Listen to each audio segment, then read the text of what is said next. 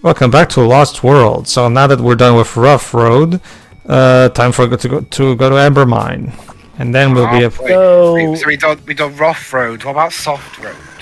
Sorry, there's no Soft Road. Maybe we can. It never softens, Dwibs. It stays hard and erect. Maybe I can bust out my Super Hang-On soundtrack with the track Hard Road. Hard and erect, just like how hey Joey, you usually didn't just sum up the filmmakers of Jurassic Park 3 over the Spinosaurus. For a moment there, I thought you were going to make an AVGN joke, kind of like the one he did in his Metal Gear NES review, where he's all like, his name is Solid Snake, more like Erect Cock. Okay, I get their reasoning. It was around that point people were thinking that, oh, actually it was the Spinosaurus that was the king of the dinosaurs back then, to the point where they replaced the T-Rex on the logo. But I can get that, but it was the way it was handled in the movie itself. That was the problem. Okay, other than that, there were two really major things wrong with that movie. First off, Joe Johnston, as much as he really wanted to make a Jurassic Park film himself, and as much as he is a decent director, he is no Steven Spielberg. Even if Spielberg's worst, Joe Johnston isn't really as good. And second, as much as I like Don Davis, he's not John Williams either. Joe is in his element when he's emulating the 1940s. That's his specialty. Rocketeer. Well, he did Rocketeer in First Avenger. Yeah, so. And put it this way. Oh wow, the same guy who did the god-awful Jurassic Park 3 did the amazing Captain America First Avenger. Yeah. You can tell that Kevin knew what he was doing. He saw the Rocketeer and thought, yeah, Joe would be perfect for this first Captain America movie. Okay. I'll put it this way. The only tracks from Jurassic Park 3 I remember was the opening bit of the logos and that bit where he kind of mangles the theme. Wow, not even the actual jingle of the walkie. Anyway, this old amber mine contains many valuable amber samples that you need to collect. Okay, there's a total of 20 amber samples. However, don't let that number scare you. It's way easier than it seems. Like when I say 20, it makes you think, oh, this is gonna go on forever. If there's 20 samples, no, actually no. Most of the samples are spread over in groups of multiple. Like, for example, there's going to be plenty of extensions where you'll see 3 samples pretty much right next to each other, you know? So, don't think of them like 20. Think of them more like 9 more than anything. Because, you'll see for a moment. Notice it. I'm about to showcase now that I got the map card. See, look at that. As you can see, they're not that far away from each other, and there's more spots. Hold on, I think I'm about to show a couple more, maybe, if I remember correctly. No, okay, I'm just planning on going there right now. I get what you mean. You know how they were grouped together. Like, there's going to be a point where there's basically one rock, and 4 amber samples are spread around that rock. So don't let that big number scare you. It's not a big deal. Why are the lights flickering in this cave stage? I guess they want. I'm guessing it's because there's electricity in this mine. I'm guessing it's because this is meant to be an amber mine, meaning people went here, so there's some kind of electrical system to make sure people are able to see in the dark. And basically, it's the developer's excuse to give this cave level its own unique look, basically. Although to be fair to the Spinosaurus, I should mention, the Spinosaurus did make a return in the 4th season of the Jurassic World Camp Cretaceous TV show, 20 years after the film came out. I didn't even know that was a thing. There you go. Hold on. Those two over right next to each other, basically. I'm pretty sure that's supposed to be a different Spinosaurus, though, because again, Camp Cretaceous is apparently done in the same continuity as Jurassic World. Because I've seen Camp Cretaceous because my mom watched it here and there. Essentially, what that show does is it neatly fits into some of the blank spots and goes, okay, this was going on during the movies, essentially, in that regard. I mean, okay, I haven't seen that season yet, but I will give credit where it's due as to how they take something that wasn't that well regarded in an earlier thing and at least try to do something better with it. I'm actually surprised I'm not sure that they how haven't. successful it was, but You know, the ironic thing is that part of the reason that they inducted the Spinosaurus back then was because they thought that would make it more scientifically accurate back in Jurassic Park 3. Except now that it's been... Like we've said, that back then, that's what they knew, so... Yes. What I'm getting at is that, ironically, now that they've realized that that's not the look of the Spinosaurus, they haven't changed the design of the Spinosaurus. It's interesting I guess, because to be fair, they're sticking to their guns. You'd think they'd replace the Jurassic World logo with the Spinosaurus on the Season 4 poster, but they didn't. Well, in that season, the Spinosaurus doesn't play that big a part to the point where it would replace... that and the T-Rex is more marketable. Yeah. That's also the entire reason why they have never subscribed to showcasing the dinosaurs with feathers. Again, something that the scientific community, paleontology community, actually did discuss that for a while. I guess to be fair, they do have their out in saying that, oh, these dinosaurs that we created aren't necessarily going to be scientifically accurate given how we created them and all of that. So It's interesting. Just recently, I was actually watching the Bible Reloaded review of Creation Park Adventure, which is a Ken Ham show about how dinosaurs are still alive. Apparently, basically. Well, I guess it's birds. No, that's a thing, Joe. I don't think that's what they meant. No, that's a thing, Joe. If you're not familiar with Answers in Genesis, it's a creationist organization by Ken Ham, which is a guy who tries his hardest to basically debunk science. That's basically his thing, and he made that entire show. And he made an entire show called Creation Jurassic Adventure. I forgot the title. Creation Park Adventure something, whatever. And it's basically this show that's meant for kids to showcase how dinosaurs are alive. And the special effects in that show are horrible. They're absolutely horrible. CGI? No, trust me, they use CGI, except it's like CGI from 1997. It looks atrocious. And they even have the dinosaurs talk.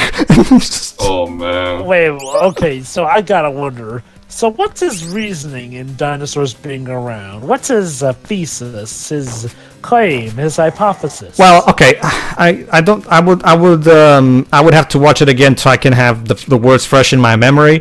But basically, he distorts a lot of scientific facts to make his to force his agenda, and it's all. And I'm not kidding, and I swear I am not making this up. This is an actual moment that's actually in the show. You can check Anna and Jake's review if you don't believe me.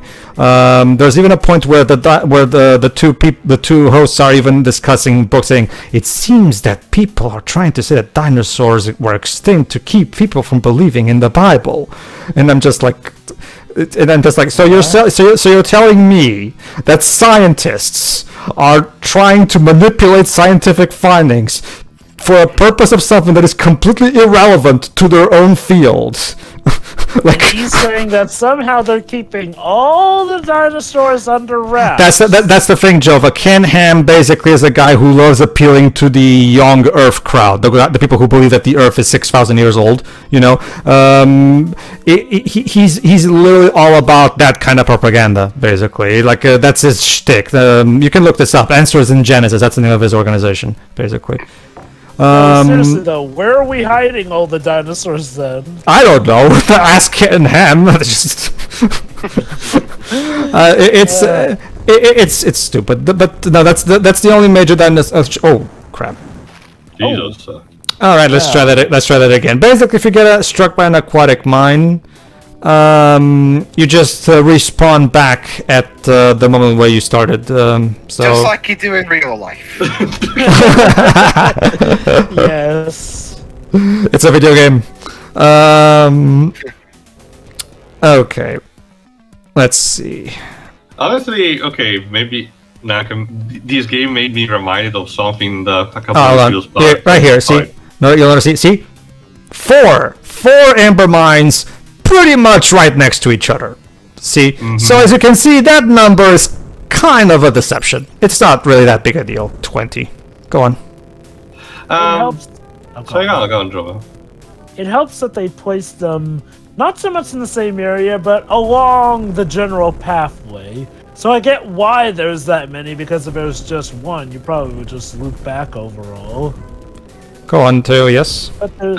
Yeah, no, this game actually made me wonder from a couple of parts I was actually thinking about how bizarre the actual the actual distribution of dinosaur-themed games has been over the years, in a sense, but at some point they kind of just stopped being made, and only recently they kind of made a resurgence. Again, think about it, in the Genesis and Nintendo early eras, we had stuff like this, mostly based on, on the Jurassic Park property. On the PlayStation era, with stuff like Dino Crisis, or even stuff like, say, the first level Tomb Raider, even had that.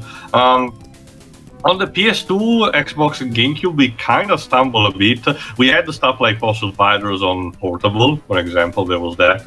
But, and then we had something that unfortunately, tragically ended on the early PS3 and Xbox 360 era, which was called Turok, which is a licensed property based on a comic that talks about a Native American that fights in that kind of 50s, 60s type of sci-fi that mixes a bit some time period. We see these Native Americans fighting dinosaurs and poachers, and sometimes in a more scientific, sci-fi kind of land.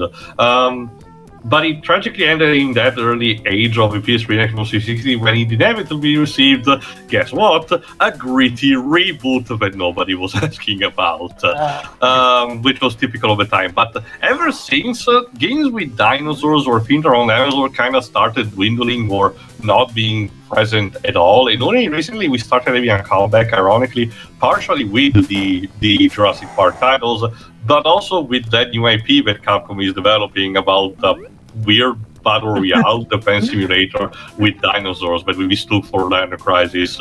I mean, to be fair, Capcom, dinosaurs, everyone and their mother was thinking. I'm still running on the potential idea that they might have decided to not call it Dino Crisis preemptively because they thought people might have not liked the product potentially, so they wanted to cover potential veracity. But again, just speculation. I guess I can kind of get that, given the lukewarm reception that the Resident For all we know, we might go essentially the opposite way and retroactively say, insert Regina and say, oh, see, this was a stealth sequel to Dino Crisis all along. Like, you know what? If they can do something with that, then fair beans on them. Mind you, and they can have their cake and eat it too, with Regina being back. Hold on. All right. Yeah, go. Anyway, honestly, again, we'll have to see, to be honest. I can understand a bit why they stopped doing, because Dino Crisis 3 was just bad. I don't even know why they decided to make it the way it was. I don't even remember if it was supposed to be a different AP that was reconverted into a Dino Crisis sequel, gotta be honest. Sooner or later, we gotta get a what happened on Dino Crisis 3. Oh, I thought there was I thought he already made one. I gotta check in the meantime. Was it on Dino Crisis 3 in general? I don't recall that one. I do, even in case there's not, there is a channel that had a couple of longer videos that are basically retrospective of a small series of games like the aforementioned Turok. And they do recommend, they actually do recommend, and he talks also about Dino Crisis in one of those. Yeah, that's right. He did do almost one a year of ago, Dino Crisis 3. by the time we're recording this. But, so yeah, I get one reason why they stopped doing that, for a while at least, trying to make games on that front, which is still kind of a shame because Regina had become kind of appreciated in the, in the Capcom fan base in general, and they kind of wanted there to be more crossovers. We did got here in Namco Cross Capcom. There's even it's an entire point where the island of Virginia is used, if I recall correctly, by Shadaloo, because of course M. Bison would love to experiment on dinosaurs. Well, wait, what's that? A Capcom character loved by fans and they do nothing with it? So where have I heard that before? Okay, on the other end as well, that I also understand, because at least for the first two titles, people started essentially calling Dino Crisis, Resident Evil just with dinosaurs. So I get the idea they wanted to not have, potentially Regina take away the spotlight from Resident Evil since it was becoming a bit more popular on that front. Yeah. But mind you, And then in Resident Evil 6, they literally have a guy who turns into a goddamn T-Rex. It's interesting. That actually is funny. Just the other day, I was watching Dylan, the Owl Knight's Rise and Fall retrospective on the Angry Video Game Nerd. And yeah, he even talks about that review that he made back in the day in 2016, where he meets his past self. He does the whole, that Charles Dickens story. What's the name? Christmas Carol. That's it. He does the Christmas Carol thing where he's meeting his past self. He's all like, oh, what about, let me guess, they're about at Mega Man 17 by this point, and then the future is like, nah, Mega Man kind of stopped, because this was back in 2016. Nah, Mega Man kind of stopped. The series has been dormant. And I was like, oh wow. What's sad is that now that can apply again, because it's been how many years since we got Mega Man 11? And don't worry. They're making a new Mega Man game. Yes. Dead. Santa Claus is real. To be fair, Santa is real. And no, it's no, I actually found it right here. It's I actually found it right here. Here's what Ken Ham's character say in that show. They say according to them that their scientists are using dinosaur bones to spread the idea that the Earth is millions of years old. Because remember, they're young Earth creationists. They believe in that whole 6,000 years thing. That's actually one thing that they love to actually parrot. So. Yeah. What would there even be to gain from that? No, that's exactly it, Jova. Jake in the review that Anna and him made also made and I couldn't even phrase it better myself. Like, you think that this dinosaur bones are just a big complot from scientists to keep people from believing creationism, and by doing that, I don't really know what they would even stand to gain from that. I don't think you know either. Do you know how much money that would cost, given how fossils are literally a worldwide discovery that are discovered in all parts of the planet and whatnot? It's abundantly clear, Jova, that these kinds of shows are just here to preach to the choir. It's these kinds of things where they just want to basically just baby feed you your views, and just, don't worry, your thing is right. Like, we'll just tell you exactly what you want to hear, so you'll feel comfortable, and it's preaching to the choir, literally, basically.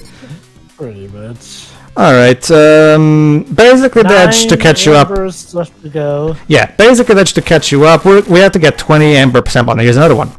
Don't worry, it's not. You have to get 20 Dej, but don't worry. That number sounds a lot bigger than it actually is. Because most of the samples are actually in groups where they're very close together. So basically, just earlier we had a moment where we basically found 4 amber samples that were basically right next to each. In fact, it's that group actually that I'm getting right now actually. So as you can see, I just got one, and here's another one. See, so they do place the ambers very close to each other. So it's this cave level is still about the same length as the others. Not the 20 number is more misleading than anything, really. All right, so we have one there. And again, also combine that with the map screen, because this level actually also gives you the map card that unlocks the entire map for you on the screen is immediately right next to you when you start this level. So the developers realize, yeah, let's give you the map immediately, so you'll have immediately access to everything, which means, again, you know exactly where each individual piece of amber is. So again, it's just a matter of getting them. So all right, back at it. But no, yeah, it was funny. I was watching that AVGN video, and then yeah, whoa, crap! Right, this is 2016. Man, time flies. Yeah. All right, and yeah, you can. I haven't actually shown this before, but yeah, you can actually shoot from the boat. So pretty cool. Incorporated. Exactly. You can't shoot from the car though. I guess. I guess Emmon was not quite truthful. They did spare expenses, specifically in putting guns in the car. We need to get Q to give us some cars with guns. That's the thing, Pedro. Ever since the reboot, unfortunately, that section of MI6 had to do some cost cutting. They didn't do exploding pens anymore. So yeah. What are you expecting? An exploding pen? We don't do that anymore. Funny. Okay. To be fair. Oh, I saw that movie. I still enjoy it. Again. To be fair, the Bond series up to that point was criticized for overusing the gadgets. So I'm curious though. Would you ever say there was a point where they went trademark of the series? Yeah. Again, that's the thing though, Deji. Die Another Day proved that if you don't exercise restraint, you end up with a really stupid movie. That is true, That said though, you don't want to go into the opposite direction too much. Yeah. I was gonna ask, was there any case when they did go in the opposite direction with Casino Royale from 2006. Casino Royale was a fun movie. I'm not saying it's not fun or anything. I'm just saying it goes the whole. You can't go from one extreme to another. Exactly, that's what I keep saying. You don't have to go from one extreme to the other. There is such a thing as a middle ground, but it seems like I don't understand why game designers and filmmakers fail to grasp this concept of the middle ground. It's okay. You can talk about SEGA. That's fine. Well, I was talking about people in general, because filmmakers and the game developers in general don't seem to understand this concept that, life doesn't operate on just extremes, but their brains seem like they only work in extremes. Look at Onuma. I'm not going to use the SEGA example because that's been done. Look at Onuma, right? Wind Waker gets criticized for being childish because it's cell shading, even though that's a load of horse crap. What does he do? He immediately jumps to the other extreme of making the next Zelda game look very drab in colors. And tries to have even more dark imagery, and try to top Majora's Mask and everything. And don't get me wrong, I'm not trying to hit on Twilight Princess, but yeah, talk about going from one extreme to the other. Fortunately, it's one thing that, at the very least, gave Breath of the Wild. That game managed to find a good balance, at least. Alright. Continuing. There you go. But to give credit to the Craig films, Spectre and Skyfall, and to a lesser extent No Time to Die, they did a good job in, at the very least, implementing some more creative ways for Bond to do things. If I may ask, how would you... Okay, I know that you guys have defined others, but now that the Craig era is apparently, over, concluded, how would you define it as a whole? I'd argue it's I think it was rather on and off. It's like we had a good one, and not quite that good one. It's like on and off. It's like we had a good one in Casino Royale, the worst one in Quantum of Solace, a great one in Skyfall, a kind of one in Spectre, and a good one in No Time to Die. Let me put it this way: it's one of those things. Kind of like a bit of a checkerboarded pattern. From good to bad to good to meh to good to whatever. Right? For me, it's one of those things where I didn't care for 2006 Casino Royale, because I felt like I said, it went from one extreme to the other, and I felt like this wasn't necessarily needed to do that. I don't feel like everybody was saying, "Oh, get rid of every single thing from this movie, literally everything," I didn't feel like that was necessarily. Again, it was a clear, in my opinion, it was a lack of understanding nuance.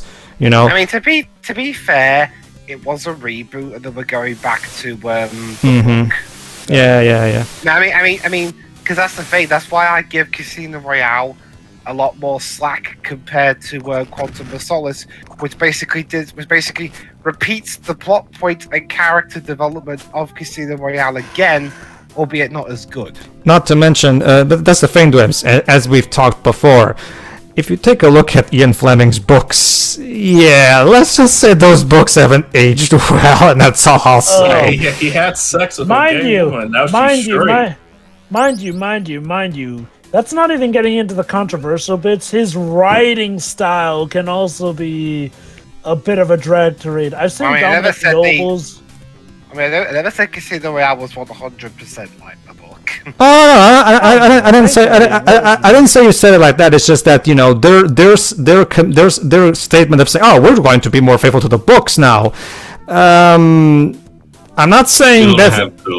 I'm not saying that's necessarily a death knell, but you should be careful with that because that's the thing. Though, another thing about the Daniel Craig era that really interests me is how really wild and wide apart opinions on each film are. Like Casino Royale, you either have fans of it like me, or people that aren't so big fans of it, like Pedro. And Edge. Oh, no, Edge enjoyed it, actually. Never mind, sorry. Or for another example, Spectre. It's either a great throwback to the Bond styles of old, or it's one of the worst Bond films in the series. That's what I think. From my mind, it's like this. I don't like Casino Royale. Quantum of Solace is one of the worst movies in the series. However, agree that movie but then immediately with Skyfall, the series completely turned itself around and produced one of the best movies of the entire franchise, which was a fantastic 50th anniversary celebration. And apparently after that, the series took another dip and came back up. It sounds like a... I don't know what I heard that the last movie. As someone who, again, let me put in the most object way I can say. The strength of Spectre is that it manages to bring back a slightly light-hearted, more type of tone, a more, for lack of a term, jovial, that was present in the early movies, a bit more, you know, let's try to have some fun kind of feel, you know, with some staples like the Henchman, bringing back Spectre, and by extension Blofeld. But they tried at the same time to clumsily tie together the previous, the previous movies of the Craig era, and it just really did not work. Honestly. Not to mention it's paired by a very stupid twist that I don't like, but I'm not gonna mention because for those who have not seen the movie, they have to see it for the narrative. Let me guess. Bond's dead wife was actually the bad guy. Again, you'll be able to see it eventually. The narrative is not the best. However, I will argue that if you watch it casually and just enjoy the if you just try to enjoy it as a lighthearted, you know, like Teo said, throwback, and try to ignore the story, it's fun. Let me put it this way: it has we've commented on Goldfinger, which has Odd Job, which was one of the all-time great Bond adversaries, right? Spectre as Batista, as one of those silent, tough Bond adversaries. That in itself is worth the price of admission, in my opinion, because that's such a great choice to pair up. Yeah, who doesn't love Batista? Exactly. So, but then again, we have No Time to Die and No Time to Die is just like absolutely freaking brilliant. But I heard that it's basically like a Metal Gear plot. Like, really? But if there is one thing I will disagree with certain critics on, is that I can get not really liking Spectre that much. It does have a lot of strengths, but it also has equal amounts of weaknesses. But to say it's the worst one since A View to a Kill. No. A movie where it had to age up the henchmen so that Roger Moore's Bond could put up a decent fight is First of all, any movie after Quantum... there was Skyfall in between. Not to mention, Quantum of Solace exists, so it can't even be the worst of the Craig era anyway. Seriously. Was Quantum of Solace one of those movies that the critics loved while the fans... No. The critics were more mixed. The critics were more, from what I can tell, the critics seem to be more mixed on it, whereas Whereas if you can actually talk to a Bond fan who watched it without vomiting, they could probably tell you that that it's just all over the place. I mean, Yeah. It has a 64% on Rotten Tomatoes. It's a terrible audience score. It's a terrible sequel to Casino Royale. It's not a good film in its own right either. Nothing happens. Mark Forster should really just stick to his dramas rather than action movies because he's terrible at directing action. And also another thing, when you're in a writer's strike, do not let your actors write the script or the director, even if they have no experience with it, because even Daniel Craig said he had to try and rewrite scenes, and he's not a writer. Yeah. All right. To answer you quickly, Dej. Yeah. So hold on. To answer quickly, Dej. Well, okay. Not really. I don't really see that. It's more okay if you want to count as in it's a triumphant, dramatic send off to the character, specifically this iteration of the character. Then I guess you can kind of see it as an MGS4 equivalent. Yeah, but that's really where the similarities end, if you ask me.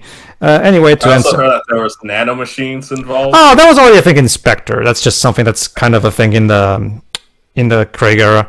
Not to mention that nanomachines are a much more common thing in fiction nowadays compared to how they were back when Metal Gear was an actual thing, back when Konami actually made Metal Gear games. But okay. Basically, now that we're done with all the missions, we're going to do the Predator attack and then have 2 final levels. So look forward to that. Yeah. Yeah.